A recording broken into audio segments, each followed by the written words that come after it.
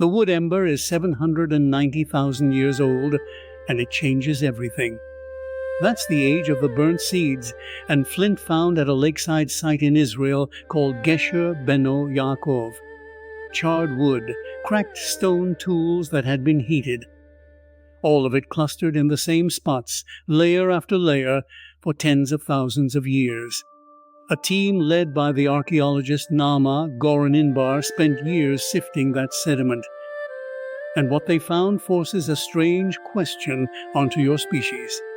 Not, when did humans discover fire? That's the easy version. The hard version is this. When did fire stop being an accident your ancestors stumbled onto and become a thing they could make, hold, and carry? Because those are two completely different powers, and the gap between them may have lasted 1,000,000 years. Start with what fire is not. It is not a tool your ancestors invented in a single clever moment. Lightning has struck the grasslands of Africa for as long as there has been grass. Wildfire is older than your genus. So the first time one of your ancestors felt the warmth of a burning bush and did not flee, that is not the mystery. Animals do that. Chimpanzees in Senegal, studied by the primatologist Jill Pruetz, actually track the movement of savanna fires. They watch the flames. They predict where the burn will go, and they stay calm near it. They understand fire as a phenomenon. What they cannot do is start one. That is the wall.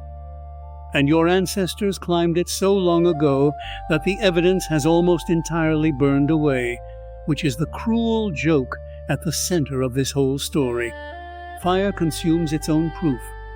Wood becomes ash. Ash blows away. Bone that sat in flame turns to powder in the ground. To ask when your ancestors mastered fire is to ask a question whose answer keeps destroying itself. So archaeologists became detectives of the barely there. Go to South Africa to a cave called Wonderwork, which means miracle in Afrikaans. Deep inside it, 30 meters back from the entrance, far past where any wildfire could reach, researchers led by Francesco Berna found burnt bone and ashed plant material sealed in sediment 1,000,000 years old. They used a technique that reads the infrared signature of the minerals themselves, so they could prove the material had been heated, not just stained. 1,000,000 years deep inside a cave. That is not lightning. Lightning does not walk 30 meters into the dark. But here is where it gets uncomfortable. A single burnt layer, even a deep one, tells you fire was present. It does not tell you your ancestors could summon it. Maybe they carried a burning branch in from a wildfire and nursed it. Maybe they got lucky once. One ember, kept alive, is a very different skill from striking a new flame whenever the old one dies. And for a long stretch of the record, that is exactly what the evidence looks like. Scattered, occasional a hearth, here then nothing for 100,000 years, then another. If your ancestors truly controlled fire 1,000,000 years ago, why does it keep vanishing from the ground beneath their feet? That question hangs over everything. Hold on to it. Now picture the scene the evidence actually allows. Not a caveman grunting over two rocks. Something quieter and stranger. A small band of Homo erectus, upright, long-legged, with a brain smaller than yours, but a body built to walk the whole day. The sun is dropping. Somewhere in the group, someone is carrying a smoldering bundle wrapped in green leaves and bark, feeding it just enough to keep the coal breathing. This is not a campfire yet. This is a life support machine for a single glowing seed of heat. Let it die, and you walk back to the edge of a burn scar and pray you find another. That is what fire may have been for hundreds of thousands of years. Not made, kept a precious, fragile inheritance, passed from camp to camp like a beating heart that could stop at any moment. And then something changed inside the skull. This is the twist that reframes the whole mystery. Because the biggest clue to when your ancestors mastered fire is not in the ashes at all. It is in your own body. Look at your teeth. Look at your jaw. They are absurdly small for a primate your size. A gorilla has a jaw like a hydraulic press because raw plants demand hours of grinding. Your face is delicate. Your gut is short, dramatically short compared to an ape's. You cannot survive on raw leaves. Your digestion depends, quietly and completely, on the fact that your food arrives softened, unlocked, pre-processed. It arrives cooked. The primatologist Richard Wrangham built an entire theory around this, and it is the reason fire stopped being a footnote and became the engine. His argument, laid out in his book, Catching Fire, is that cooking is not a cultural luxury layered on top of humanity. Cooking made humanity. Heat breaks down tough plant fibers and dense protein before they ever reach your stomach, so your body extracts far more energy from every bite for far less effort. Wrangham's claim is blunt. The fire came first, and then the body, the small teeth, the short gut, the expensive, energy-hungry brain grew up around it. If he is right, fire was not something your ancestors picked up along the way. It is the thing that built the ancestors capable of asking about it. You are, in the most literal sense, a creature shaped by flame. But does the timeline hold? This is where the fight gets sharp. Wrangham points to Homo erectus, nearly 2 million years old, whose body already shows the signature of cooked food. Yet the oldest solid deep cave evidence of controlled fire is that million-year layer at Wonderwork.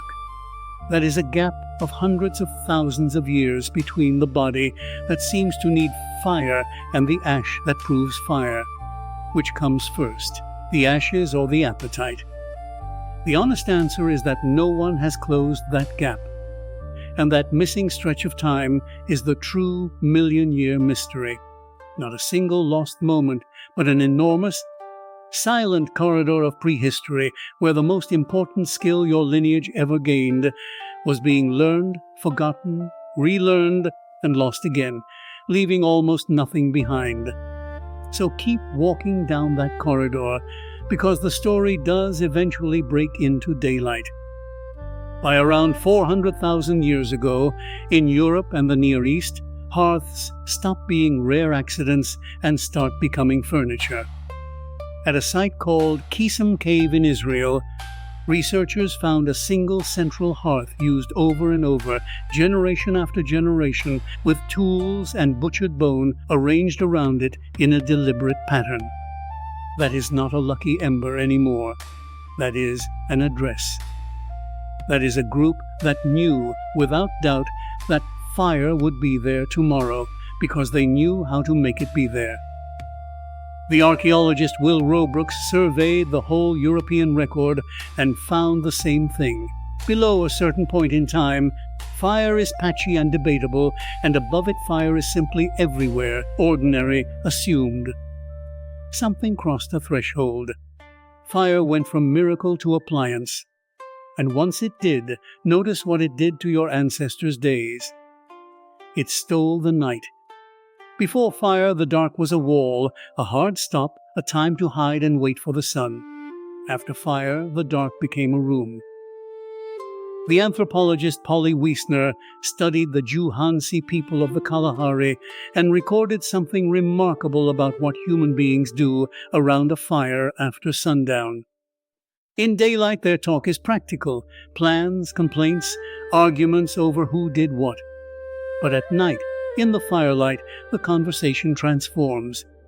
It turns to stories, to people far away, to the dead, the spirits, the deep past, the shape of the world. That is the fire's hidden gift. It did not just cook your food and warm your skin.